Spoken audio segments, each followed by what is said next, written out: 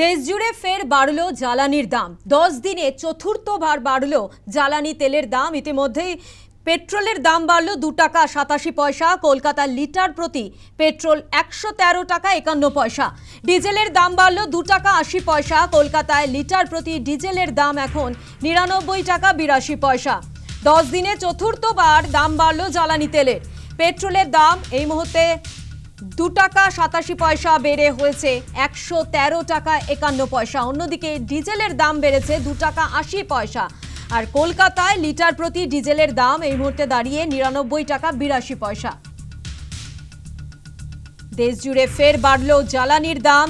10 দিনে চতুর্থবার দাম বাড়ল জ্বালানি তেলের। পেট্রোলের দাম বাড়ল 2 টাকা 87 পয়সা। কলকাতায় লিটার প্রতি পেট্রোল 113 টাকা 51 পয়সা। ডিজেলের দাম বেড়েছে 2 টাকা 80 পয়সা। কলকাতায় লিটার প্রতি ডিজেলের দাম বেড়ে হয়েছে 99 টাকা 82 পয়সা। স্বাভাবিকভাবে মোটর সাইকেল এবং গাড়ি যারা ব্যবহার করছেন তারা এই দাম বাড়া নিয়ে কি বলছেন একবার শোনাবো আপনাদের। ব্যবসা করি, তারপর দিনের বেলা গাড়ি মানে ভাড়াই খাটি, কিন্তু টাকা কি করে তুলতে পারবো? তেলের খরচা, ঘরের খরচা, রাশন খরচা সব তো বেড়েই যাচ্ছে। কিছু লোক তো এটা বুঝছে না, শুধু সরকারকে ভাবছে, মানে সরকার চলে আসছে, কিন্তু ওরা বলছে না 2000 টাকা হয়ে যাক, কিন্তু থাকবে এই থাকবে। কি করে থাকবে? দেখবো কতদিন মুখ থেকে এই কথাটা বের হবে। যারা বলেছে ওরা নিজের থেকে এরা সরকারকে নামাবে, আমরা এই দেখতেছি। খুব খুব অনেক দাম। একটা মানে রসই মানে রান্নার তেলটাও তো দাম বেড়েই যাচ্ছে।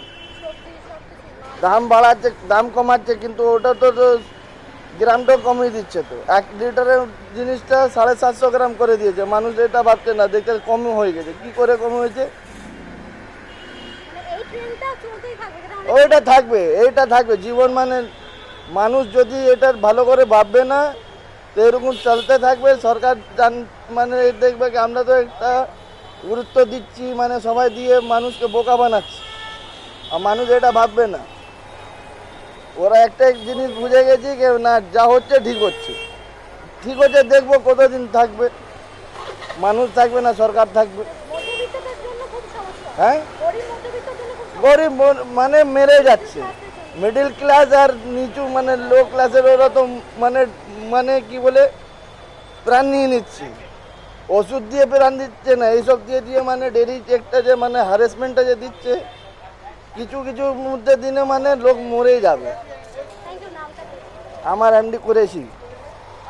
আচ্ছা, তো 2 টাকা 3 টাকা দাম বাড়ছে। ইলেকশন আগেই বলে দেওয়া হয়ে গেছে কি 13 টাকা মানে 18 টাকা পেট্রোলে বাড়বে, 32 টাকা ডিজেলে বাড়বে। ওইটাই দেখছি, মানে একবার করলে তো মানে পাবলিকরা গরম হয়ে যাবে। তো এই জন্য সুইচ পয়ের মতন সিলো করে বাড়াচ্ছে। হ্যাঁ, আমরা কিছু করতে পারবো না। ভাড়া আমরা ওটাই পাচ্ছি, ভাড়া কোনো মানে ভীতি নেই কি হ্যাঁ আজকে তেলের দাম বেড়ে গেছে তো 2 টাকা প্লাস হয়ে গেছে ভাড়া কিন্তু ওটাই। ভাড়া আমরা বাড়িনি।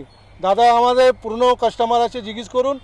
2 মাস আগে 220 টাকা গিয়েছেন, আজকে 220 টাকা যাচ্ছেন, কিন্তু তেল আমাকে কিনতে হচ্ছে 113 টাকা 96 কত টাকা। বলুন, আমাদের তো মানে গরিব মানুষ মরে যাচ্ছে। আর কিছু পেট্রোল ডিজেলের দাম বৃদ্ধি নিয়ে মন্ত্রী দিলীপ ঘোষ তিনি কি বলছেন শোনাবো। ক্রাইসিস চলছে এখন, তেল কোম্পানিগুলো ক্ষতিতে চলছিল, তাই কেন্দ্র সরকার দাম বাড়াচ্ছে।